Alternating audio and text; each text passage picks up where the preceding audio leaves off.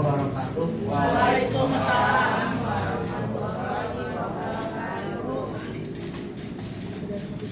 Bias dibuka ke patut Bapak Ibu.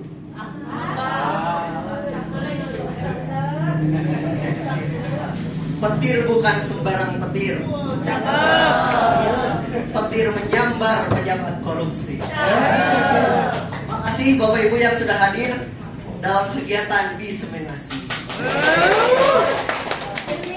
Oke, Bapak Ibu izin menyampaikan beberapa hal terkait tentang apa saja yang saya terima dan saya pahami dalam kegiatan pelatihan BK Hebat. BK Hebat. Nah, ini BK Hebat, dan ketika saya datang ke sana, apa yang dilatih adalah bukan pelatihan biasa ternyata. Ini adalah pelatihan jurus, 7 jurus tepatnya, untuk menjadikan siswa kita lebih baik lagi dalam pelayanannya. Seperti itu. Ada 7 jurus BK Hebat. Sebelumnya ini bukan saya menggurui atau saya menjadi si paling ya Bapak Ibu. Ini adalah salah satu bentuk tugas saya sebagai fasilitator daerah. Ini karena saya belum lulus sempurna ya Bapak Ibu, jadi ini harus ada diseminasi dan praktik baik untuk sekolah masing-masing fasilitator daerah. Tujuannya apa? Tujuannya adalah pemenuhan standar kemandirian murid. Itu Bapak Ibu. Untuk perwujudan diri secara akademik, vokasional, sosial, dan personal melalui BK yang memandirikan.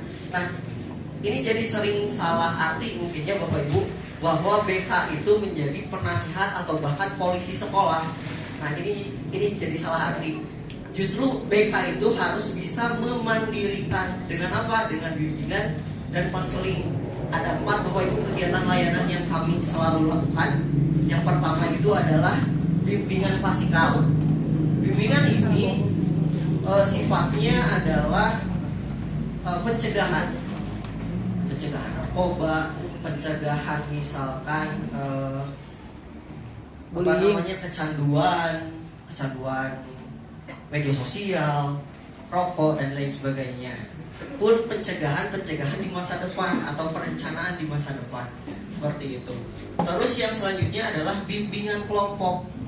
Bimbingan kelompok ini dikhususkan untuk mereka yang memerlukan pemahaman tingkat lanjut, seperti itu. Terus ada lagi konseling, makanya dibagi 2 ya Bapak Ibu, ada bimbingan dan konseling. Konseling ini adalah sifatnya kuratif atau memberikan solusi. Nah, konseling ini ternyata harusnya Bapak Ibu guru wali kelas, Bapak Ibu guru kelas atau mata pelajaran ternyata diharuskan untuk bisa mengkonseling anak atau murid. Nah, nanti kita di jurus kelima kita akan belajar konseling, salah satu tekniknya seperti itu. Terus yang selanjutnya adalah konseling itu ada 2, konseling kelompok dan konseling individu, seperti itu. Konseling kelompok biasanya 2-20 orang. Terus konseling individu ya berarti 1 orang atau per anak atau per siswa, seperti itu. Terus objektif atau tujuan selanjutnya adalah pemenuhan standar kompetensi lulusan sekolah. Terus penumbuhan karakter yang kuat serta hard skill dan soft skill melalui pembelajaran yang mendidik. Yang ketiga adalah penghormatan kepada keunikan dan komplementaritas layanan. Jadi layanan itu tidak sesederhana yang kita bayangkan, ternyata begitu kompleks seperti itu. Nah, sekarang masuk ke 7 jurus BK Hebat. Ya, kalau coba ya, tersayos. Ya, luka baca paling 7 jurus BK Hebat tuh Oke, yang pertama adalah kenali potensi. Itu jurus pertama Bapak Ibu. Ya, difokuskan di mana? Ada 3. Yang pertama kecerdasan majemuk, gaya belajar, dan yang terakhir adalah potensi karir. Nah, Yang pertama, kita akan bahas satu-satu. Kecerdasan majemuk. Bapak Ibu tahu kecerdasan majemuk ada berapa? Ada 8. Oke, ada dua pendapat berarti ya. Ada yang 8, ada yang 9. Yang 8 menurut siapa? Yang 8 menurut Holland, yang 9 menurut Howard. Beda dikit lah ya, sama Hoho. Oke, 8 kecerdasan majemuk ini ada 8 atau 9. Yang pertama yaitu adalah kecerdasan matematis logis. Anak dengan kecerdasan ini tentu mampu menyelesaikan puzzle-puzzle, menyelesaikan matematika tingkat lanjut, atau senang berhitung dan lain sebagainya. Gitu ya. Biasanya ditandai dengan anak-anak yang senang matematika, fisika, kimia, dan pelajaran-pelajaran eksak lainnya. Ya. Selanjutnya adalah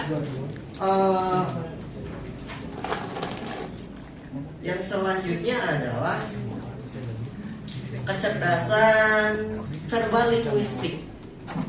Verbal linguistik ini biasanya ditandai dengan anak-anak yang sering atau senang berdialektika, senang untuk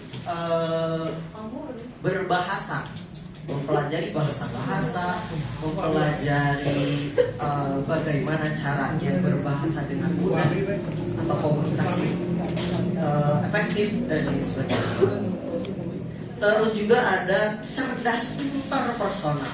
Nah, cerdas interpersonal ini mereka yang senang bersosialisasi, mereka yang senang ngobrol dan diskusi.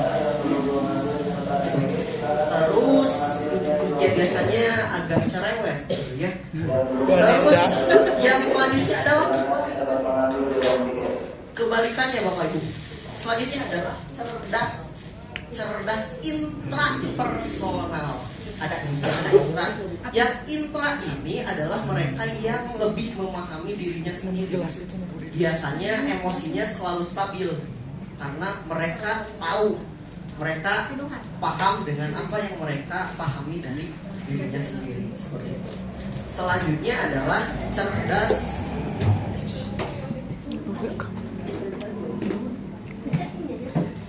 spasial visual. Betul sekali. Spasial visual ini adalah orang-orang yang seperti saya sebetulnya. Tapi saya terjebak dalam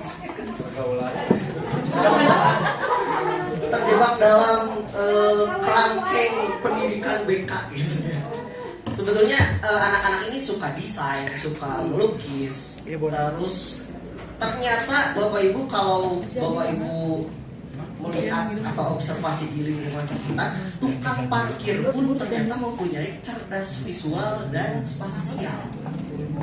Karena ini parkir itu atau juru parkir itu memerlukan skill untuk menggambarkan ruang. Kudu ngukur mata lurus, kiri itu diukur secara ruang. Makanya tukang parkir atau juru parkir ini mempunyai cerdasan visual spasial seperti itu. Dan selanjutnya adalah cerdas kinestetik. Anak-anak yang terdaya cicit gitu. Anak-anak yang senang olahraga, anak-anak yang bujur asupan, betul sekali. Ketika ada kegiatan-kegiatan yang menurut dia menarik, dia pasti ikut. Olahraga, seni tari, dan sebagainya. Terus juga ada cerdas naturalis. Cerdas naturalis ini biasanya anak sering atau senang naik gunung misalkan ya, atau misalkan memelihara hewan, peliharaan, ngurus tumbuhan atau tanaman. Nah itu mereka yang mempunyai cerdas naturalis. Selanjutnya adalah sebenarnya berarti tadi 7. Yang selanjutnya adalah cerdas eksistensial. Anak-anak dengan kecerdasan ini sangat spesial. Kenapa? Karena menurut Howard, anak-anak ini bertanya tentang keadaannya di dunia, bahwa saya nyata atau tidak, bahwa saya adalah makhluk Tuhan atau bukan. Sangat filosofis betul sekali. Itu 8 cerdasan majemuk ya. Terus yang 9 di sini tidak ada ya kebetulan. Ada yang tahu? Oh iya betul sekali Pak. Pak. Yang selanjutnya adalah kecerdasan musikal. Seperti Bapak Jalun. Oh tidak ada ya Bapak Jalun. Nah, mereka senang mempelajari dan bermain-main dengan irama, dengan nada dan lain sebagainya. Gitu. Ya. Dan kecerdasan majemuk saja ini sudah berbeda anak-anaknya. Betul, Bu? Betul. Maka gaya belajarnya pun pasti berbeda. Gaya belajar Bapak Ibu ada berapa? Ada 3 ya. Ada 3. Yang pertama visual, yang kedua auditory, dan yang terakhir kinestetik. Ternyata ini menjadi pembeda juga untuk anak-anak. Untuk anak-anak untuk apa? Untuk menerima pelajaran yang kita berikan sebagai guru. Untuk gaya belajar visual, kita butuh gambar-gambar seperti ini, tampilan-tampilan, video, terus juga misalkan membuat poster dan lain sebagainya.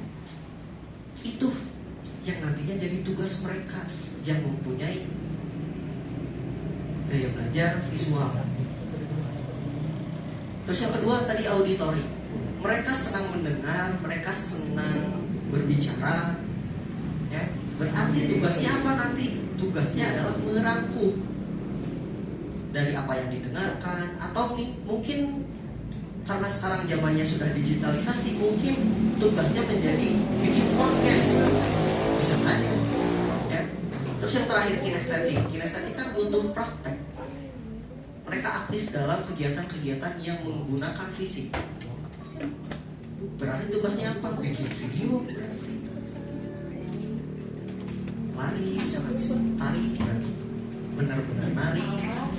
Seni musik berarti benar-benar mengeluarkan suaranya atau petikan jarinya dan lain sebagainya. Terus yang terakhir ini adalah potensi karir. Mungkin ini dikhususkan untuk guru BK, Bapak Ibu.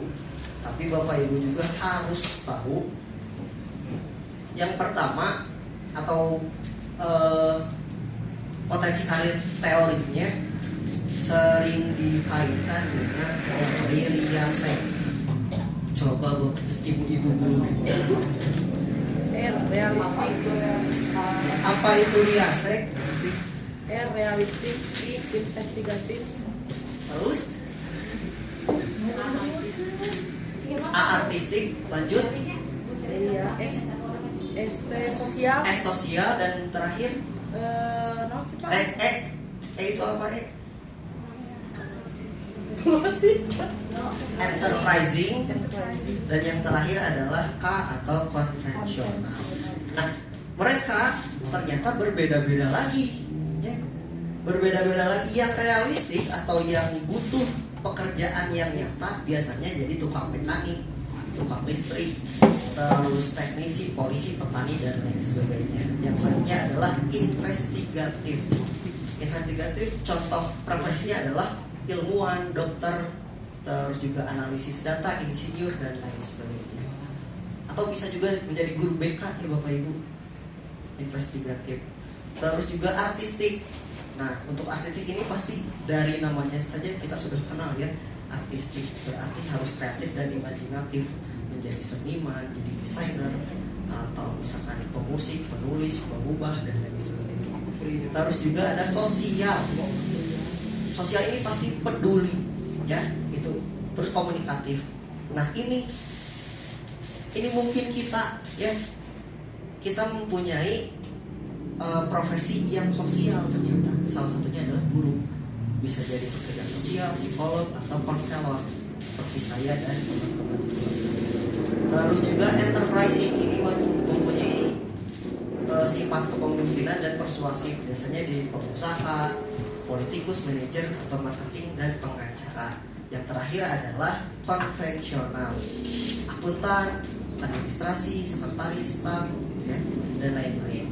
Nah, ternyata dengan adanya berbagai pembeda atau keunikan tiap anak, ini menjadikan ada dua pembelajaran.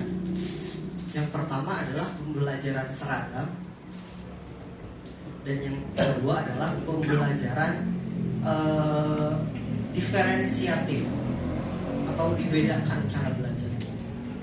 Nah, ini menuntut kita para guru untuk menjadi lebih kreatif lagi. Bagaimana cara menjelaskan, bagaimana cara memberi tugas, dan lain sebagainya. Untungnya kita guru-guru ada MGMP. Untuk apa? Untuk menambah ilmu kita. Betul? Nah, untuk menambahkan ilmu kita, untuk pemahaman kita, untuk memberikan pengajaran dan pembelajaran. Metode kurikulum apa, A, B, C, D sampai Z. Ternyata ada yang baru lagi, yaitu deep learning yang sering kita kenal. Ya, itu ternyata bukan kurikulum, tapi ini adalah pendekatan. Ya, untuk Bapak Ibu yang sudah MGMP pasti sudah lebih paham. Ya, metodenya banyak, ada gamifikasi, ada ARKA, ada banyak ya. Yang sering saya lakukan sekarang setelah pelatihan adalah ARKA dan gamifikasi. ARKA ini adalah 4 tahapan yang paling sederhana. A-nya itu aktivitas, di mana Bapak Ibu bisa pakai ice breaking atau games yang berhubungan dengan materi. Terus refleksi, di mana kita diskusi dengan anak-anak setelah bermain game tadi. Terus juga RKK, konseptualisasi, di mana ini adalah waktunya kita untuk menjelaskan kepada anak-anak. Dan yang terakhir, pengaplikasian sehari-hari. Itu. Terus gamifikasi untuk apa? Ini untuk menjadikan suasana belajar itu menarik dan menyenangkan. Kan banyak anak-anak sekarang yang senang bermain game, betul Bu? Betul.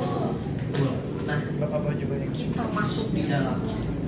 Anak-anak diberikan achievement, anak-anak diberikan tujuan, anak-anak diberikan leveling mungkin, dan lain sebagainya. Nah, dalam pelatihan seminggu kemarin itu kita menggunakan gamifikasi. Simple padahal achievement nate. Hadiahnya sebenarnya simple. Apa lu kartu pusaka kecil, kertas doang. Tapi ketika Bapak Ibu mungkin sudah lihat status saya di WhatsApp ya, ketika sudah pembelajaran, sudah pelatihan, kita berteriak kartu, kartu, kartu. Padahal kartu biasa gak ada apa-apanya. Tapi itu menjadi tujuan kita. Itu menjadi nilai untuk kita. Mungkin Bapak Ibu punya cap yang unik-unik ya, pakai bintang, pakai good job dan lain sebagainya. Nah, itu jadikan sebagai penghargaan yang paling menarik untuk anak, seperti itu ya, atau dengan cara yang lain. Selanjutnya, ada kelola emosi ya. Bapak Ibu guru harus sabar ternyata ya, harus sangat-sangat sabar.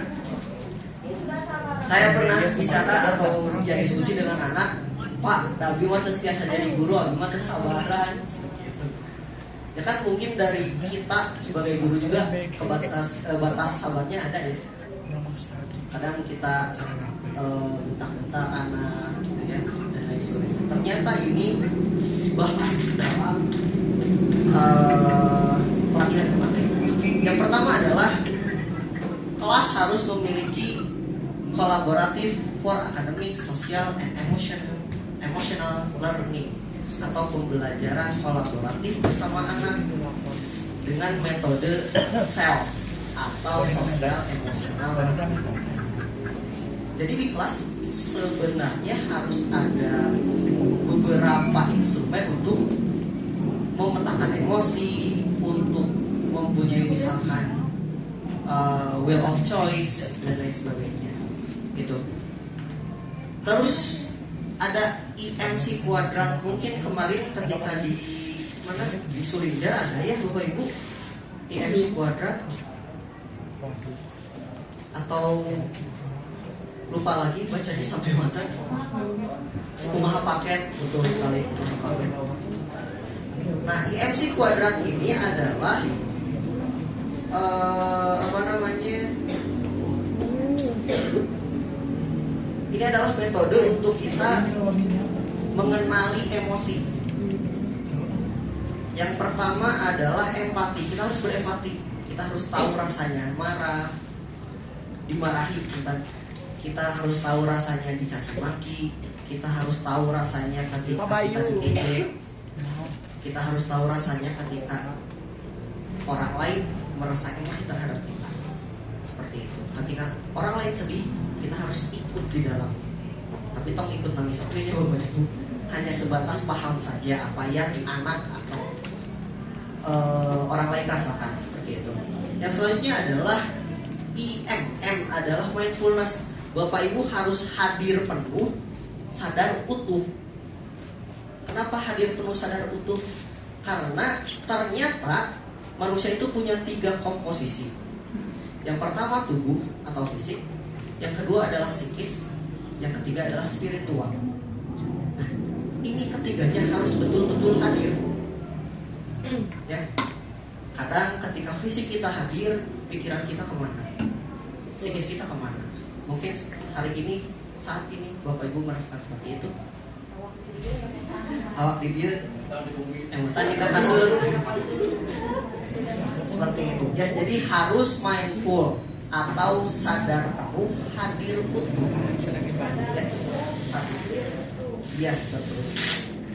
Yang selanjutnya adalah kita harus mempunyai critical inquiry. Kita harus kritis. Terus yang terakhir adalah compassion. Kita harus apa ya,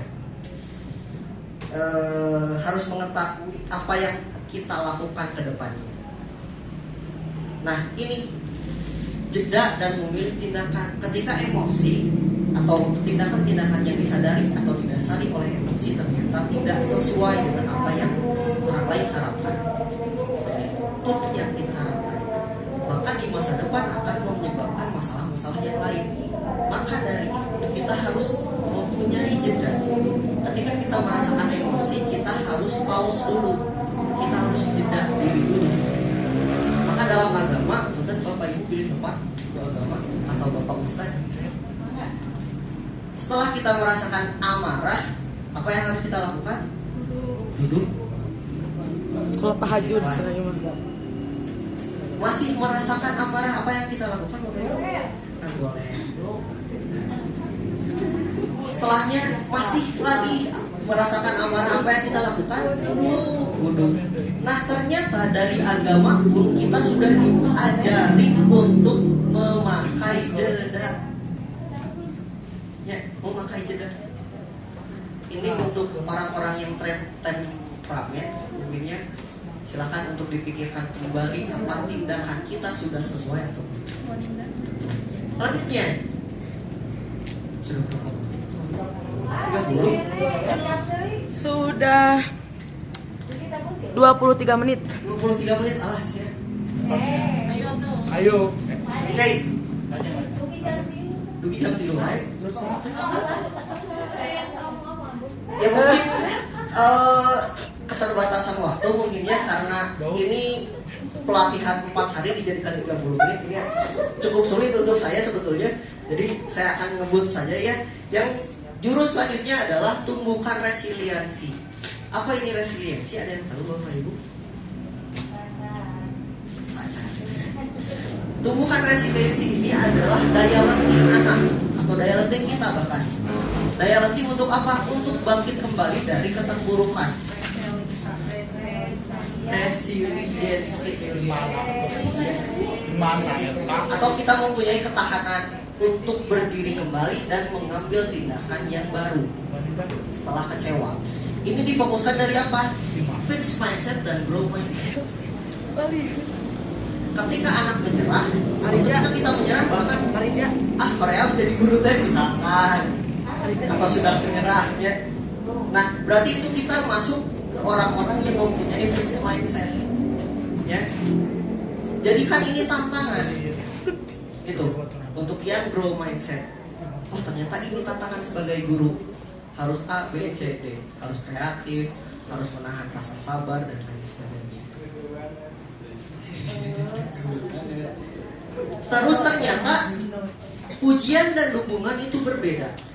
Pujian menjadikan anak cenderung malas ternyata, ya, dibandingkan anak-anak yang memiliki dukungan.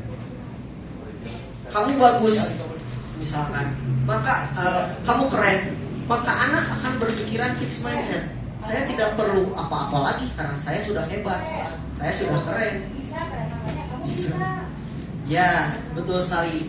Bagaimana cara mengapresiasi atau memberi dukungan? Ini ada rumusnya. Apresiasi, koreksi, dan apresiasi kembali. Contohnya seperti apa? Oke, kamu sudah berusaha, tapi ada harus beberapa langkah yang harus kamu perbaiki. Tapi kamu sudah berusaha. Nah, itu rumusnya. Selanjutnya, karena ngebut ya Bapak Ibu, kita langsung ke jurus keempat, yaitu jaga konsistensi. Difokuskan dari mana? Dari kesadaran dan paksaan. Kesadaran dan paksaan ini sering ternyata ketika saya memberikan materi ini ke anak-anak, justru ini relate mereka. Ternyata kita tidak mau dipaksa, kita tidak mau diperintah. Karena apa? Karena kita memiliki kebutuhan. Apa kebutuhan dasarnya? Yaitu kebebasan, Bapak Ibu. Freedom atau kemerdekaan. Ya. Ketika ini diusik, maka otak kita, ya, ada sistem yang namanya anti persuasif. Maka ini yang menjadikan larangan adalah perintah. Contoh, Bapak Ibu sering lihat dilarang buang sampah di sini, tapi handapnya banyak sampah. Sering. Terus misalkan dilarang stop atau dilarang parkir di sini, tapi di handapnya bahkan anu jualan. Itu ya. Dilarang ngebully. Ya, dilarang ngebully.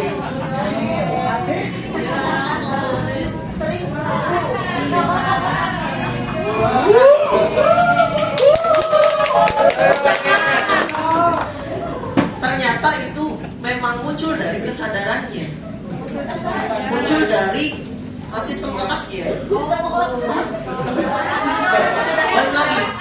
Balik lagi ya.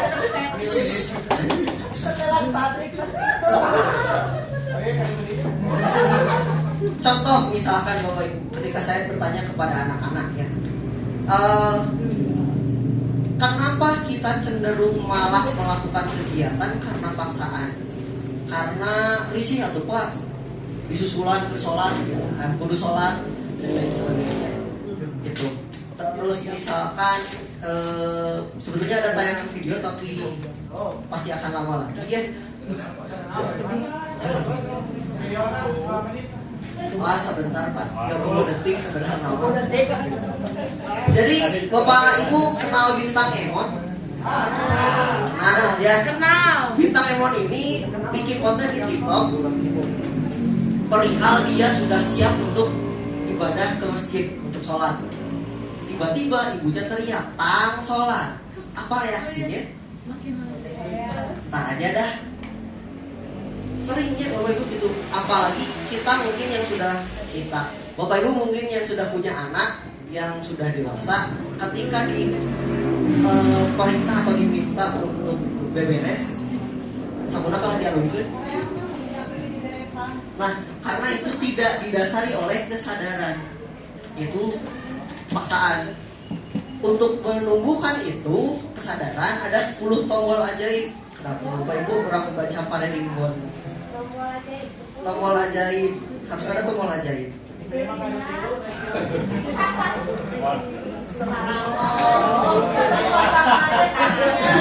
Naon Bu Fitri? Oke, Bapak Ibu, yang pertama adalah kesenangan. Ketika kegiatannya menyenangkan, anak akan sadar. Terus kebutuhan. Contoh makan, pasti langsung sadar cari makanan, jajan dari sini. Kesenangan atau joyness itu. Betul. Yang ya itu yang satu, kesenangan. Yang kedua adalah kebutuhan. Nih. Terus yang ketiga adalah kebanggaan. Anak akan melakukan kegiatan-kegiatan yang membuat mereka bangga. Contohnya bikin lomba, terus mengejar prestasi kelas. Terus ada manfaatnya atau benefitnya. Itu yang keempat. Kalau tidak ada manfaatnya, anak akan merasa terpaksa. Karena ini salah satu tombol ajaibnya. Terus yang selanjutnya adalah keingintahuan atau penasaran atau curiosity. Betul Ibu? Bapak Inggris? Curiosity. Oke, yang selanjutnya adalah ada tantangannya. Itu yang keenam. Ada challenge, betul Bapak. Terus yang selanjutnya ada minat atau passion. Itu bahagia oke. Ada minat. Ketika anak minat atau tertarik, maka muncul kesadaran. Terus selanjutnya ada keyakinan atau faith. Ada keyakinan untuk melakukan hal-hal yang dia inginkan. Terus juga ada tujuannya. Saya selalu tanya ke anak-anak, kalian tujuan ke sekolah apa sih? Pengen dapat bekal Pak. Bekal ya hukum. Ayo namanya MBG kan Pak. Itu ada tujuannya. Terus yang terakhir adalah bermakna atau mempunyai meaning. Nah, karena itu, karena 10 tombol ajaib ini membangun kesadaran, maka ternyata ada disiplin biasa dan disiplin positif. Apa yang membedakan biasa dan positif? Yang pertama adalah karena faktornya. Ada faktor eksternal dan internal. Mana yang kira-kira eksternal? Disiplin biasa atau positif?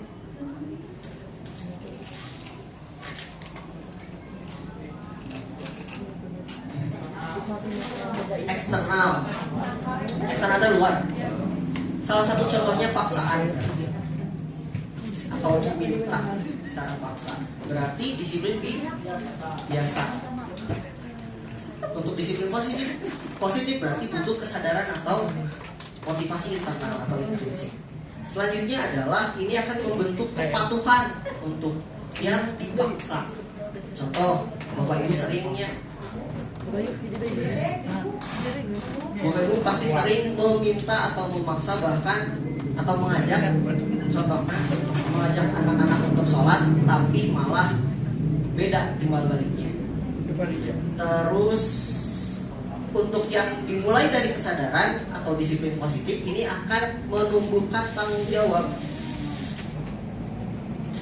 Yang disiplin biasa akan berjangka pendek, ya karena tadi dipaksa, karena tadi hanya sebatas kepatuhan saja. Sedangkan yang dimulai dari kesadaran ini menumbuhkan tanggung jawab dan jangka panjang nantinya. Seperti itu. Ini ada salah satu quotes dari kakak kita tersayang, Kak Seko. Kak Seko. Katanya seperti ini, Banyak Pak Karno. Zaman now atau zaman sekarang, jangan mimpi mempunyai anak penurut. Justru kita akan frustrasi. Mimpilah punya anak yang mandiri dan bisa kerja sama. Itu kata Kak Seko. Nah, masuk ke poin selanjutnya adalah konsep habit loop. Bagaimana cara kita menumbuhkan atau membangun kebiasaan positif? Mungkin bapak-bapak sudah sering mendengar ya ketika saya gontung materinya pasti ini gitu, membangun kebiasaan positif.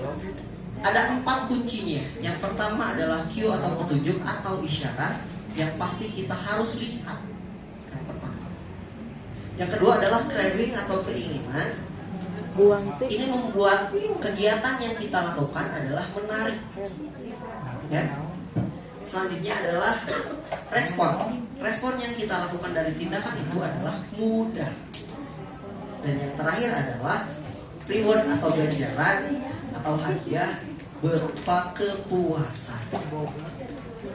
Ketika sudah dilihat menarik, maka ini akan mudah. Tentu ketika dijalankan akan memuaskan. Begitupun untuk meruntuhkan kebiasaan buruk.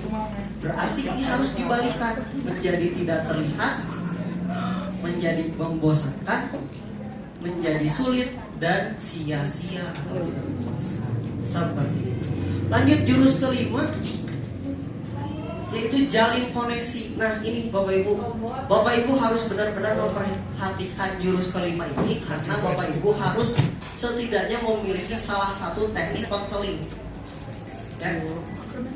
Kita harus mendengar aktif. Kita harus bisa memparafrasekan apa yang anak rasakan. Bu abita sedih kunaon. Nah, dengan pertanyaan-pertanyaan terbuka. Jadi anak eksploratif jawabannya, tidak dibatasi oleh iya dan tidak, seperti itu. Terus selanjutnya adalah koneksi sebelum koreksi.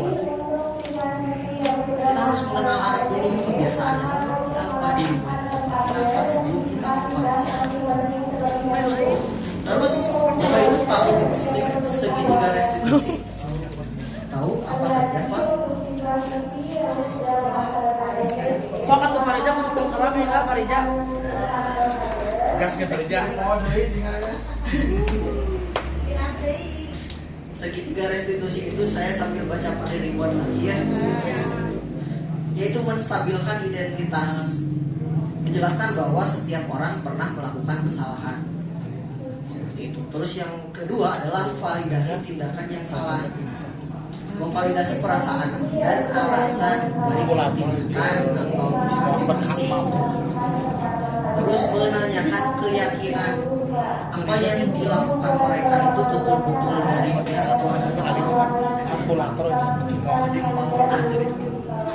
kita masuk ke pendekatan konseling realita. Ini yang paling mudah Bapak Ibu.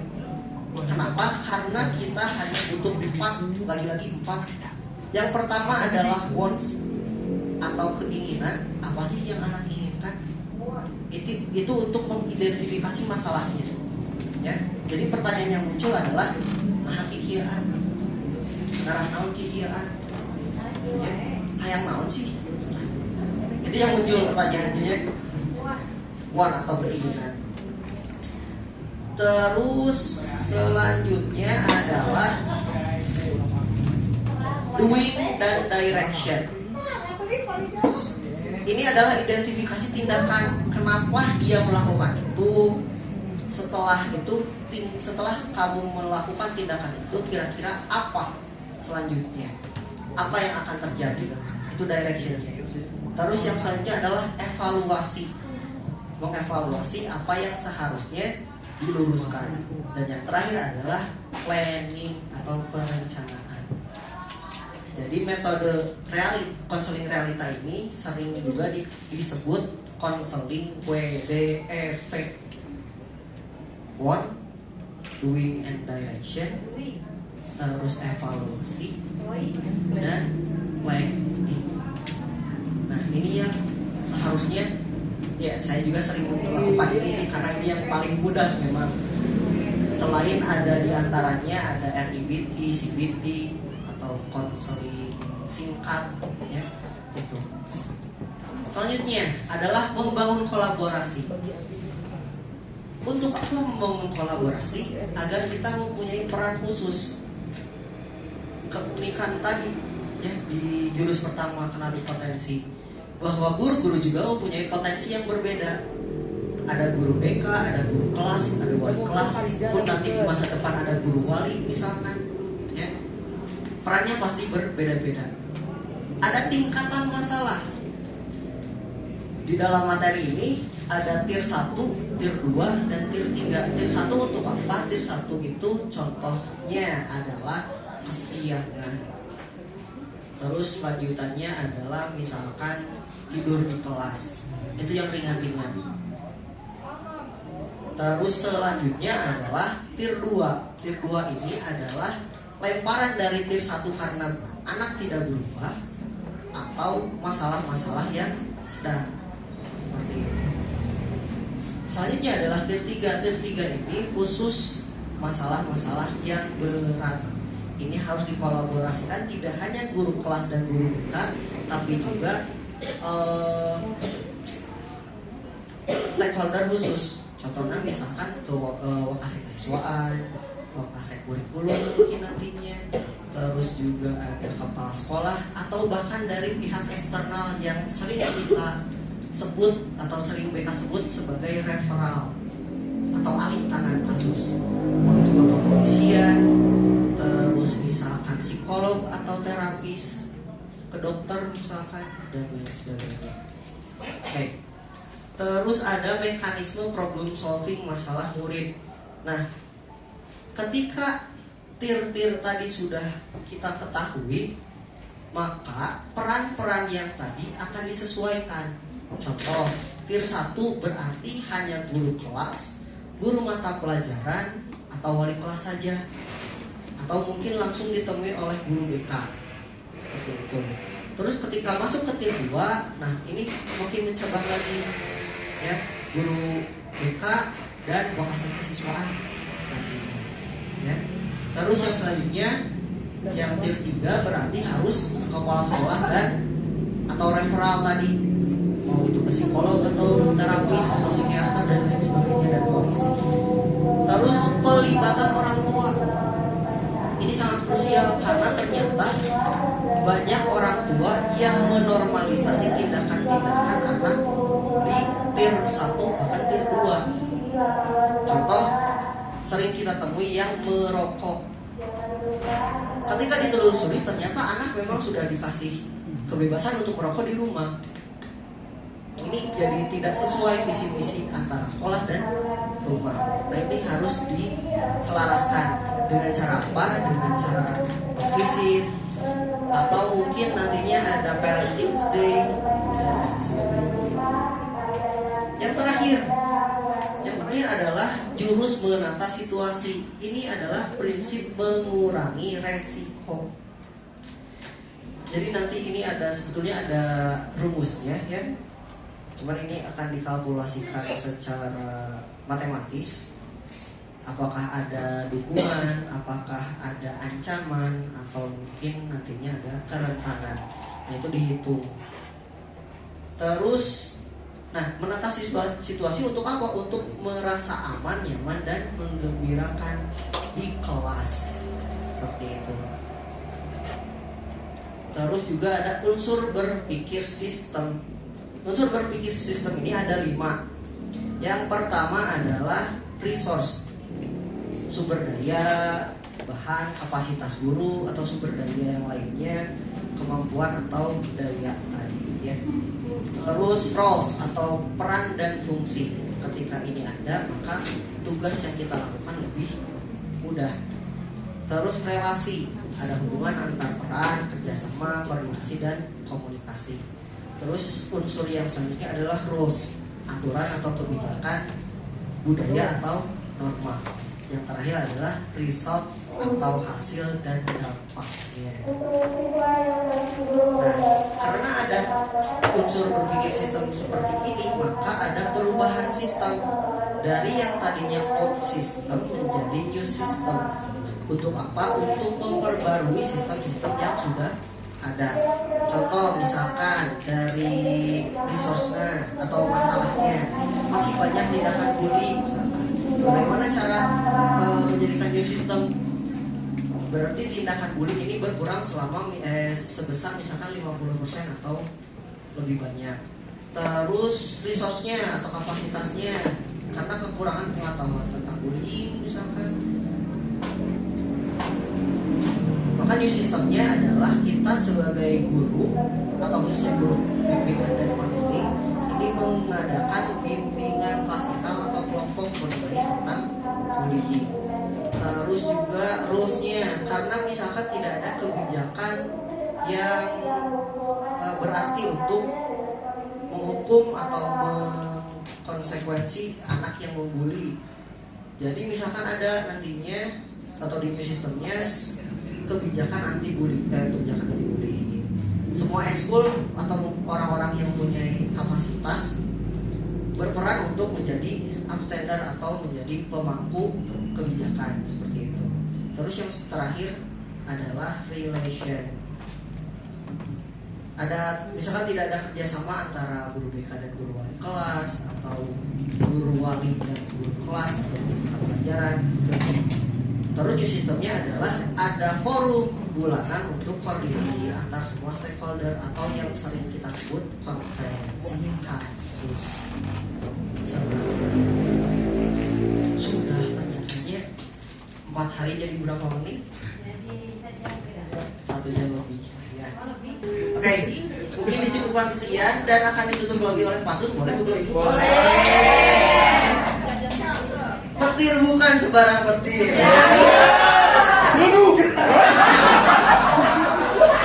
Petir menyambar asal-asalan. Terima kasih Bapak Ibu yang sudah hadir. Hati-hati di jalan.